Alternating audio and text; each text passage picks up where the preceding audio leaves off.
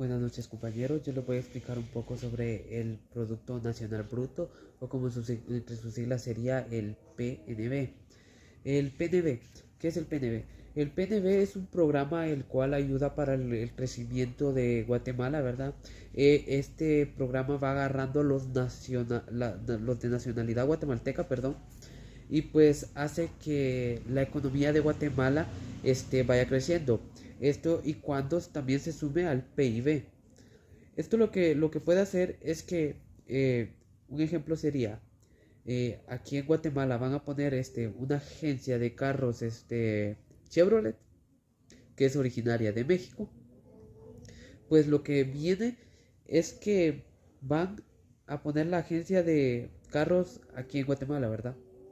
Eh, por lo tanto, esa agencia va a contratar ciudadanos de nacionalidad, perdón, guatemaltecos, y pues lo que ellos genere va a ir para el PNB de Guatemala, ¿verdad? Y no al de México. ¿Por qué? Porque el Producto Nacional Bruto, como entre sus siglas lo dice, agarra a los nacionales de Guatemala. Por lo tanto, no agarraría ahí sí que lo que haría México para Guatemala, sino lo que Guatemala está haciendo para México. Por lo tanto, el crecimiento se quedaría para Guatemala, pero siempre se le daría un porcentaje a México, porque se podría decir que por lo que él está viniendo a invertir aquí en Guatemala. Eh, Otro caso sería las personas que están en Estados Unidos, trabajando para Estados Unidos.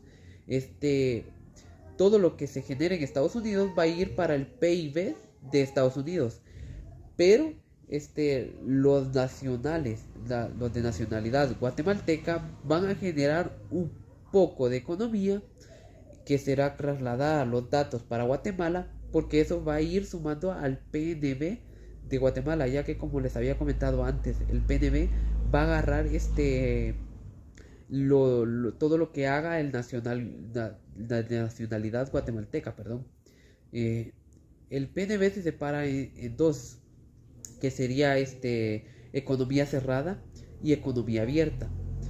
La economía cerrada sería cuando el ciudadano guatemalteco va a hacer todo aquí en Guatemala, ¿verdad? Va a trabajar aquí en Guatemala, no se va a ir para otros países a generar más dinero y por lo tanto todos los ingresos que él va a hacer se van a quedar aquí en Guatemala.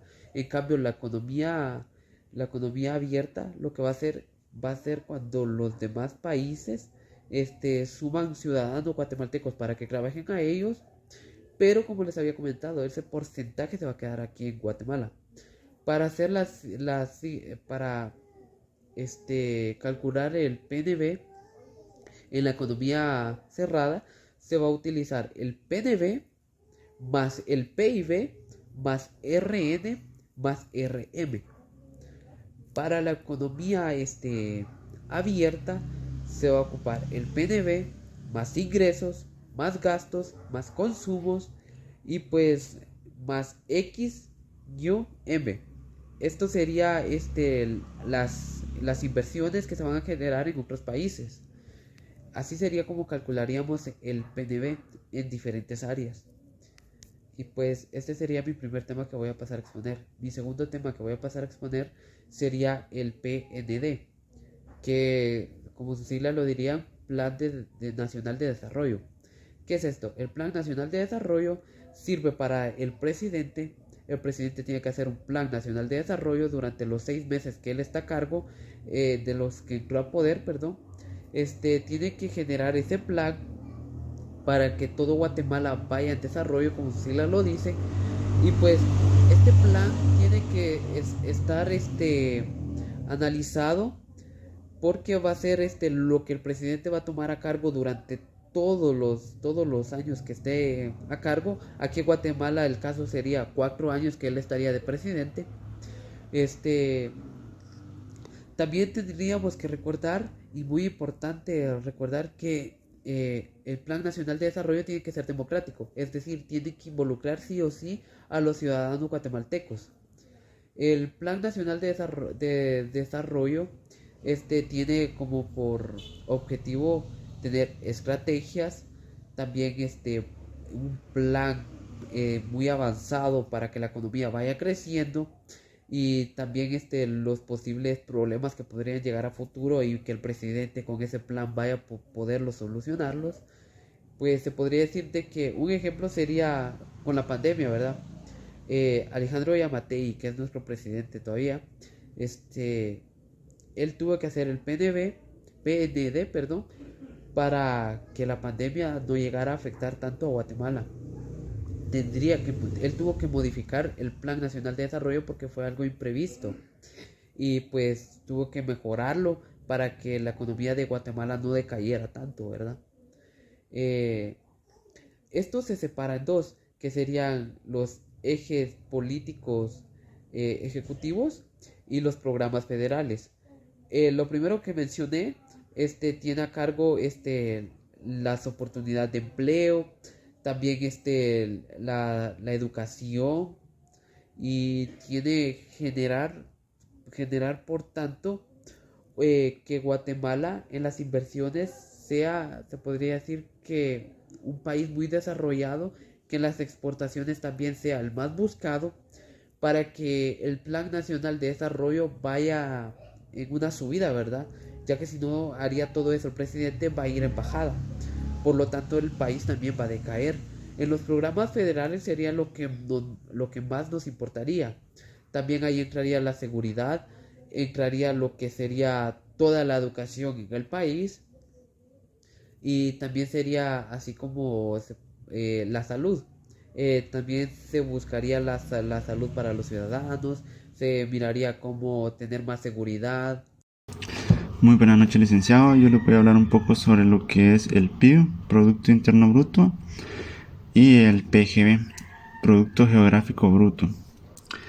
El Producto Interno Bruto, PIB, o también llamado Producto Interior Bruto, es una magnitud microeconómica que expresa el valor monetario de la producción de bienes y servicios de demanda final de un país o una región durante un determinado tiempo, que normalmente es de un año o por periodos trimestrales.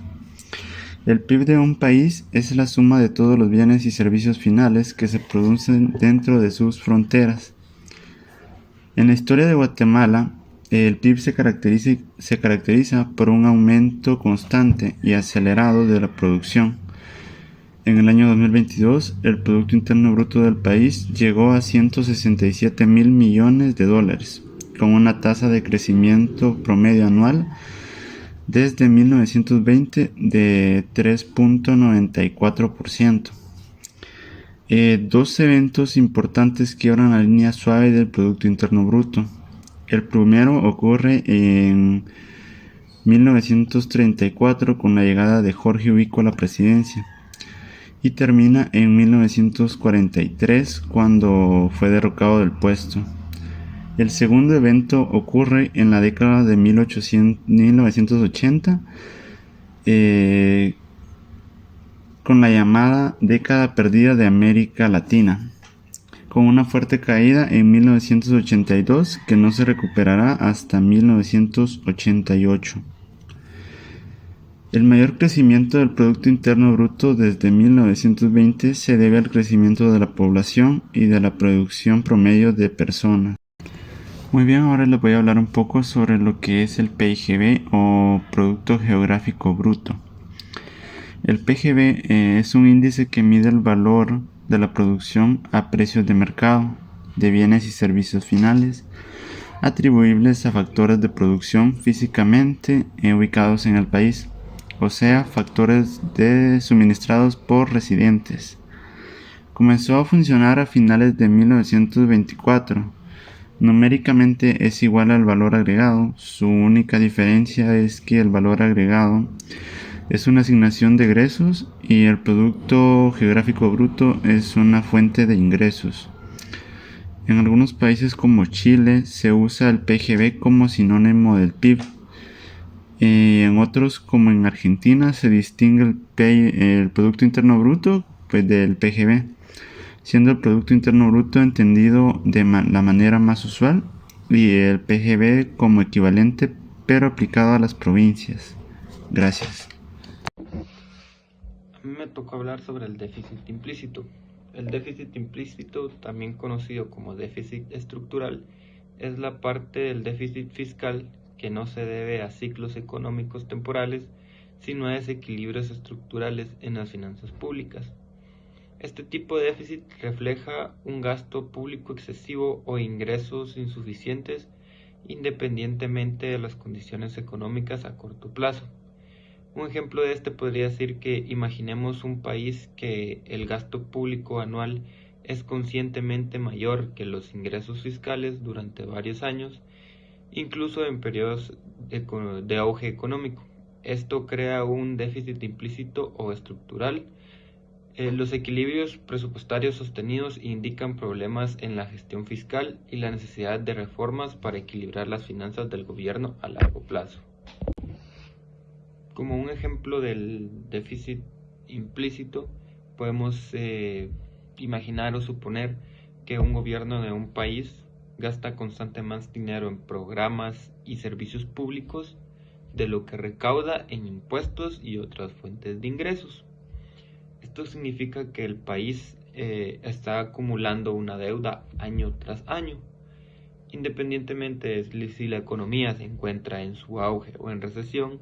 El déficit implícito se convierte en una especie de carga financiera constante que se transmitirá año con año a generaciones futuras si no se aborda de una manera efectiva. El per cápita o PIB per cápita. Y el Producto Interno Bruto, PIB, de un país, en este caso Guatemala, es equivalente también a su renta o sus ganancias o todo lo producido dentro de las fronteras del territorio nacional en Guatemala. El PIB es un indicador macroeconómico que expresa en un único valor monetario la sumatoria total de su producción de bienes y servicios durante un periodo determinado. Puede ser trimestral, anual, cada 3 meses o cada año. Se tiene que presentar un servicio de un informe de cómo se encuentra el país, en cifras, o cómo está el país hablándolo de manera económica. Que también está cuánto Producto Interno Bruto tiene, si tenemos inflación o si tenemos deflación. En este sentido se refleja la fuerza económica del país. Es decir, qué tanto estamos avanzando. O si vamos aumentando nuestra producción o nuestra producción está disminuyendo. Y así tendremos mayor o menor Producto Interno Bruto. Y el per cápita es la cantidad de dinero que le corresponde a cada persona del Producto Interno Bruto. Es decir, que del Producto Interno Bruto de todo el territorio nacional, lo dividiríamos dentro de las personas que habitan en nuestro país. En este caso se usa como para medir el dinero que puede poseer una persona o que cada persona posee en el territorio. Es como para repartir de forma equitativa el Producto Interno Bruto del país, pero en algunos casos solo es en teoría para repartirlo, solo para medir que también está una persona en forma económica, o si la población guatemalteca tiene buenas condiciones de vida,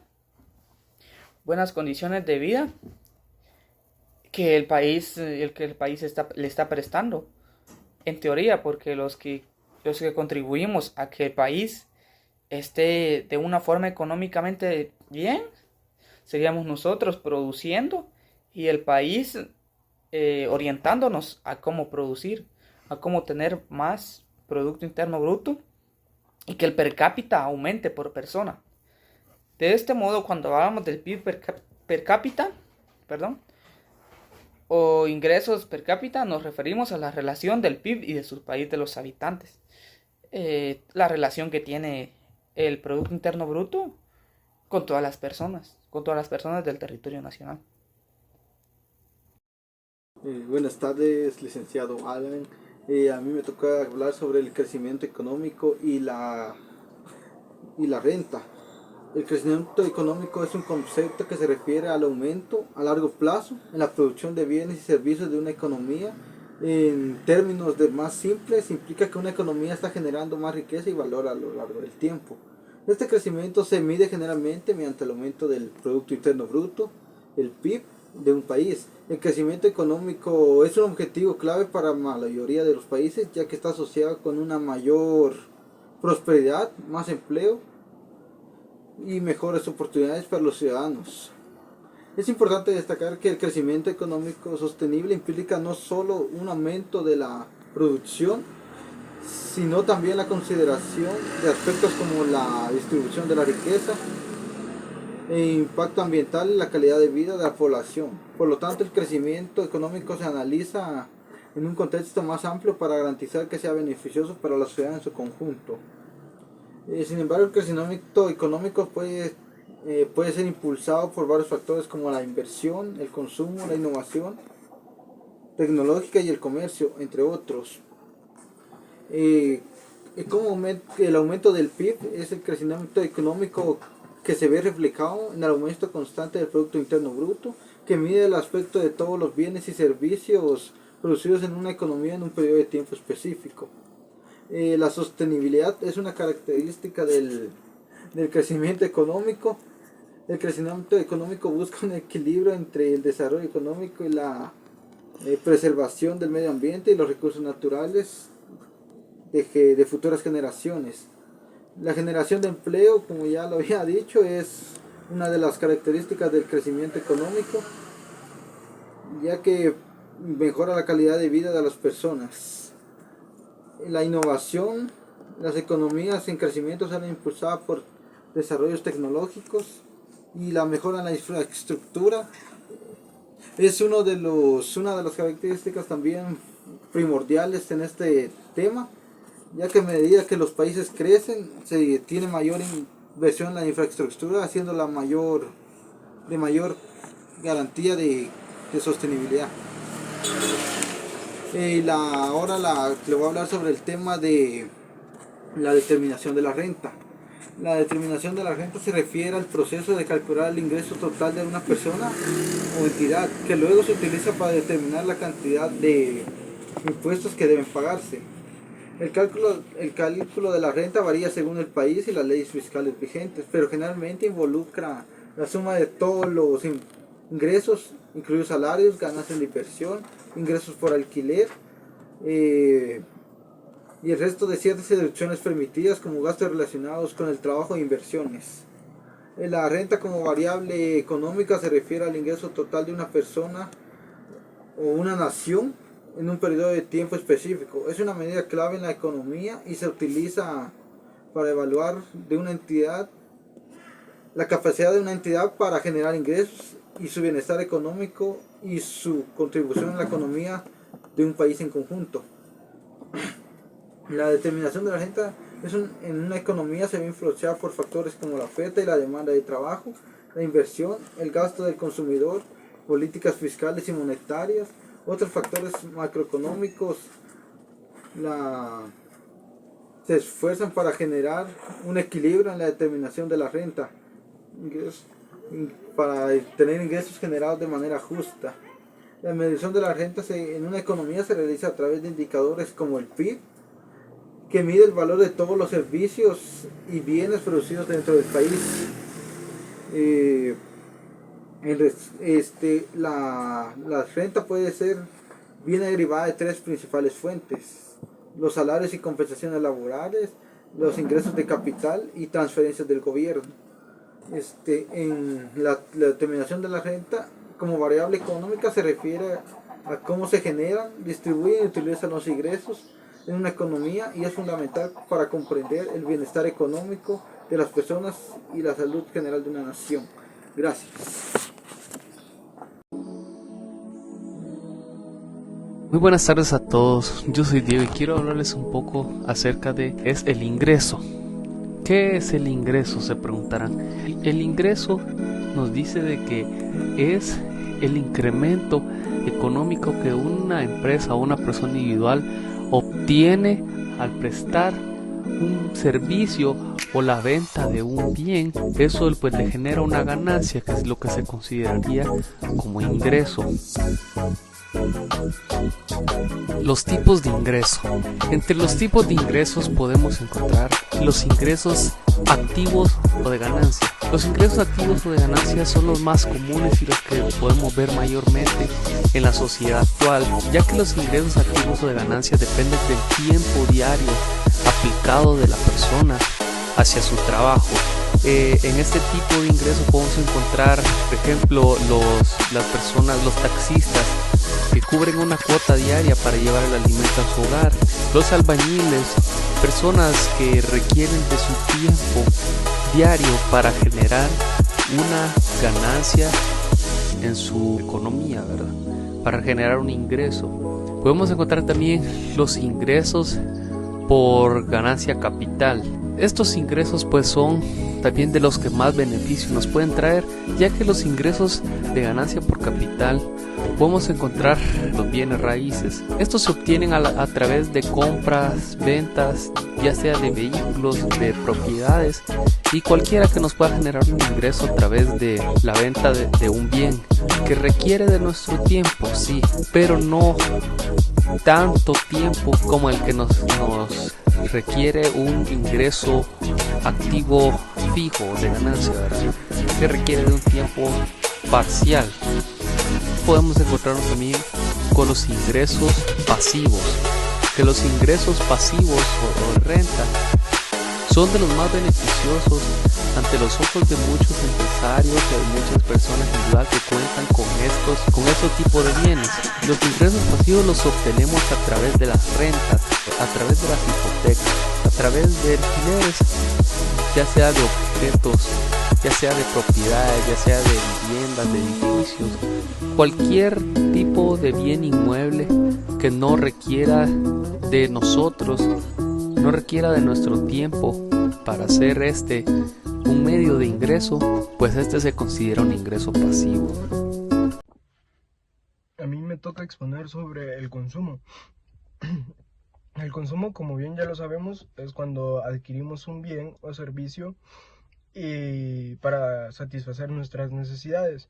En Guatemala las cosas que más consumimos es el frijol, el maíz, harinas, margarinas, cebolla, tomate. Tenemos muchas cosas que consumimos los guatemaltecos. Y gracias a esto, Guatemala en América Central es de los países que más consume. Porque tenemos una población más o menos grande. En 2021 fue el último censo, y fue alrededor de 17 millones. Entonces cuanto más gente hay en un país, pues más se va a consumir. En 2022 la economía de Guatemala subió un 4.1% gracias a las economías privadas.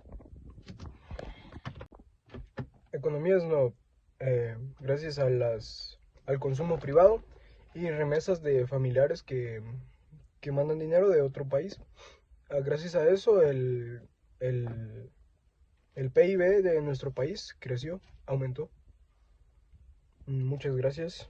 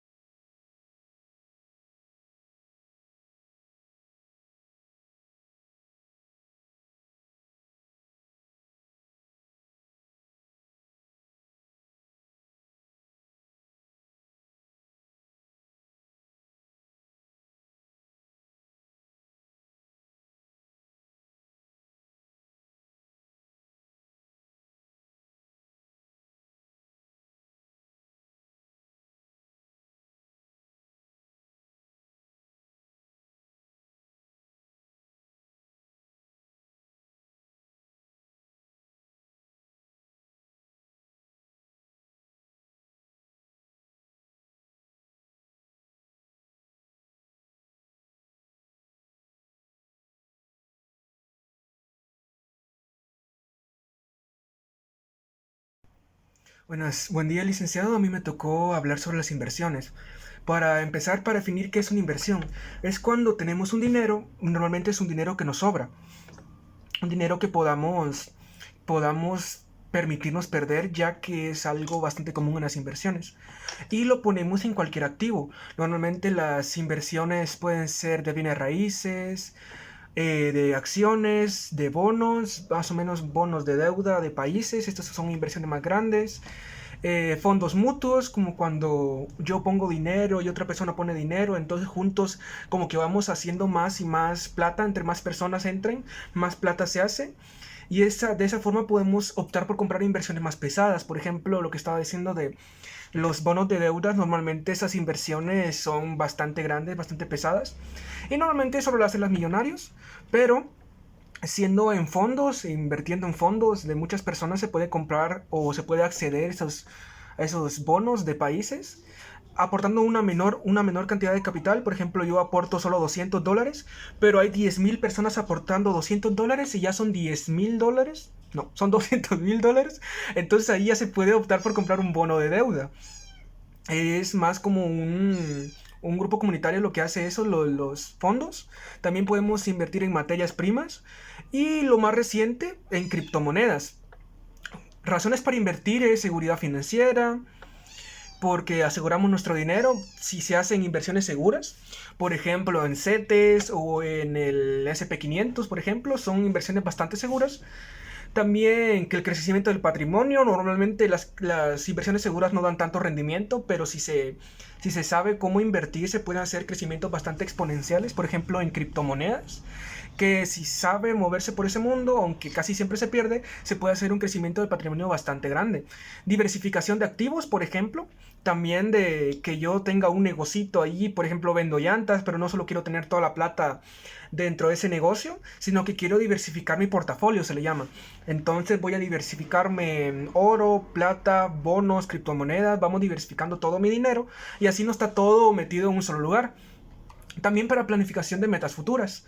Por ejemplo, la gente lo que hace es invertir todo cuando están jóvenes y ya cuando están más ancianos, vienen y sacan el dinero de sus inversiones y eso les puede servir para su retiro. Por eso planificación de metas futuras. Como había dicho, las inversiones, depende de qué sea, no tienen más o menos riesgo. Inversiones súper seguras como en el SP500, en cualquier CETES de cualquier país. ¿Y cómo se llamaba otro? Pero normalmente las inversiones que no tienen tanta rentabilidad, por ejemplo el CETES da el 12%, el SP500 da el 11%, entonces son inversiones que no dan tanta rentabilidad, pero son bastante seguras. Pero si uno quiere agarrar más riesgos, puede invertir, por ejemplo, en la bolsa, que son inversiones más riesgosas, aunque no tanto, como un nivel medio de riesgo. Y también están las inversiones de alto riesgo, por ejemplo, las criptomonedas, que depende qué cripto, si es una criptomoneda nueva y revolucionaria, normalmente se tiende a que esas madres nunca salgan bien. Entonces, depende en lo que se invierta, tiene más o menos riesgo. ¿Cómo se hace una inversión? Sería, de primero se analiza lo que se quiere invertir, después se toma la decisión y por último se realiza la inversión. Y para más seguridad o más comodidad, normalmente las inversiones son a largo plazo, tipo 1, 2, 3 años. Se va monitoreando y analizando el mercado donde uno ha invertido. Las inversiones pueden ser a corto plazo, a mediano plazo y a largo plazo. Las inversiones de corto plazo son inversiones que no tienen tanta rentabilidad, dependiendo si es una inversión agresiva. Por ejemplo, comprar y vender en corto, esas son inversiones de corto plazo y son inversiones que se saca mucha rentabilidad, pero también tienen muy alto riesgo de inversión. Las inversiones más seguras son las de largo plazo. Normalmente se invierte en SP500, se invierte en alguna criptomoneda estable, Bitcoin, Ethereum, Litecoin y otras criptomonedas por el estilo. O también en el CETES, como ya había dicho. Al final, la estrategia o por el fin de la inversión es poder asegurar nuestro dinero, crecer nuestros activos, diversificar nuestro portafolio para tener una salud financiera mucho más alta. Para invertir realmente hay que saber invertir, no es solo entrar a lo tonto, hay que poner la investigación. Por eso se había dicho que de primero se analiza el mercado y después se toman las acciones, porque realmente es dinero el que se está jugando. Y por lo que se dice, es una frase muy recurrente entre los inversionistas, es que se invierte el dinero que se está dispuesto a perder. Muchas gracias, licenciado. Esa fue mi exposición.